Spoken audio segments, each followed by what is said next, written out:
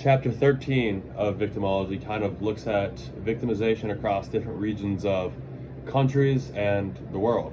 So first, when looking at measuring it across the globe, there's the international victimization studies, which this kind of uses random samples from several different countries in order to gather information on how victimization is the same and differs.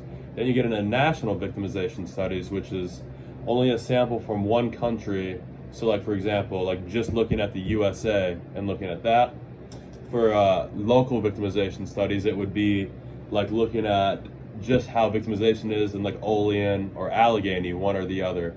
And like specialized victimization focuses just on like one certain type of victimization, like sexual assault, for instance.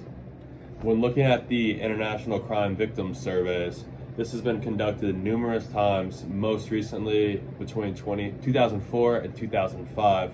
And this survey, across all the times it's been conducted, has surveyed almost 350,000 people, I think right at about 340,000. And in the most recent study or survey, from 2004 to 2005, 16% of the population of 30 countries reported that they had been a victim of a crime. Now, looking at the International Self-Report Delinquent Study, this is where juveniles between 7th and 9th grade self-report any sort of delinquency, and this survey has also been collected from just a little over 67,000 individuals. When looking at this survey, we see that boys are at greater risk for violent victimization, and also that bullying affects girls more in some certain countries.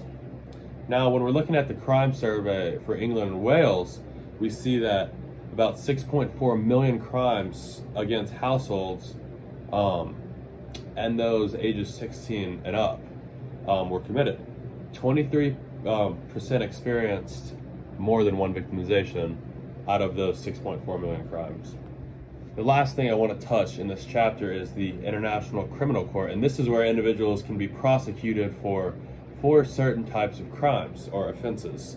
First one being genocide, the second one being any sort of crimes against humanity, the third one being war crimes, and the fourth being crimes of aggression. And for individuals to be prosecuted, a couple conditions have to be met. The first one is that the offender has to be a citizen of a country that had ratified the Rome Statute, as well as jurisdiction must be granted by the country where the offender is from in order for them to get tried in the International Criminal Court. And those are, in my opinion, the main points of Chapter 13.